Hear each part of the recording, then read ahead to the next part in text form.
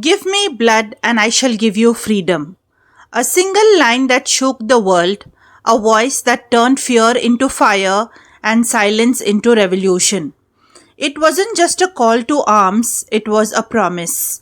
A promise from a man who believed that freedom was worth every sacrifice.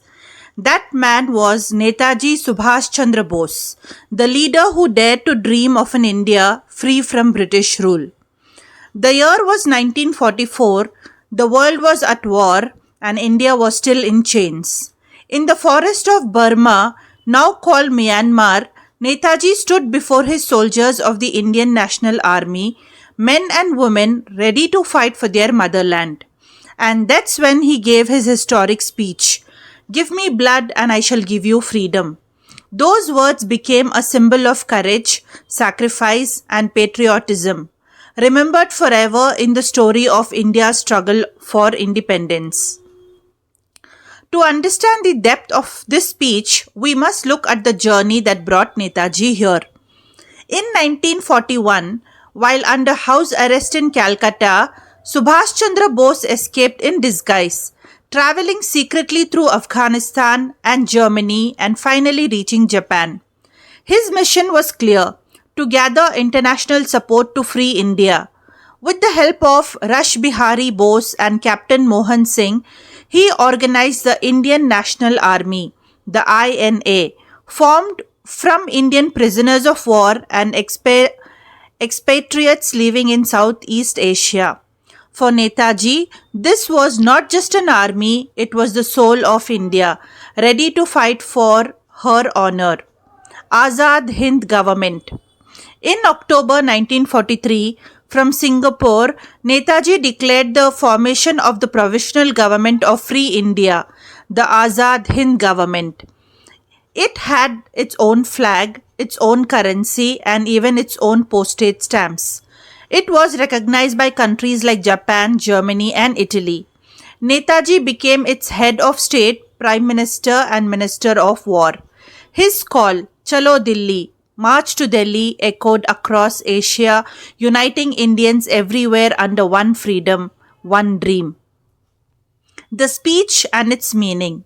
And then came that unforgettable moment. In the humid air of Burma, before his soldiers, Netaji delivered his immortal words. "It is blood alone that can pay the price of freedom. Give me blood and I shall give you freedom." By blood, he meant sacrifice, not hatred. He urged his soldiers to dedicate everything, their courage, their effort, even their lives to the motherland. His words transformed ordinary people into heroes.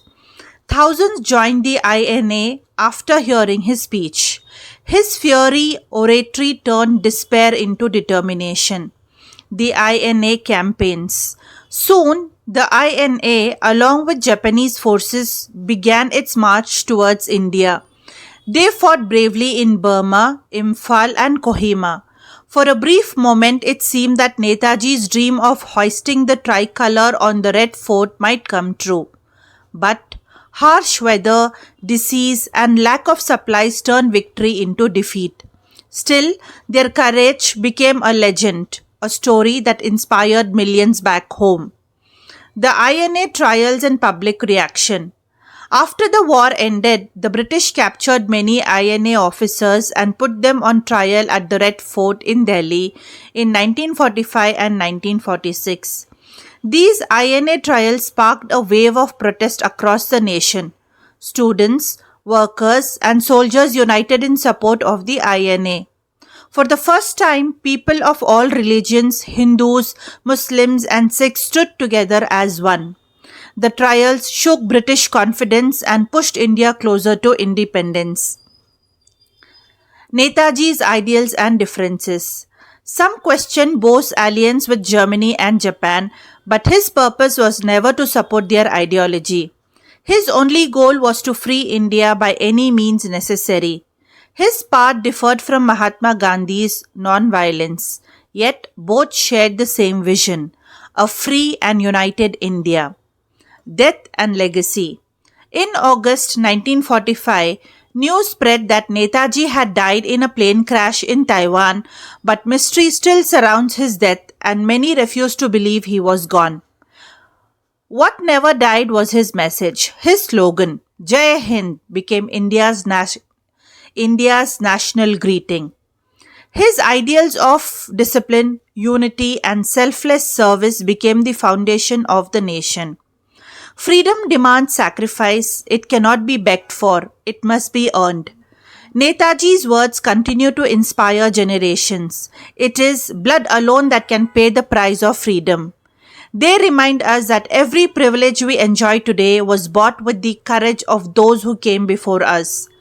Netaji Subhash Chandra Bose may not have lived to see India's independence, but his words helped make it inevitable. His voice still echoes through time, calling us to love our country not just in words but in action.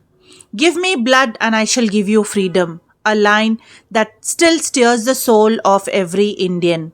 Jai Hind.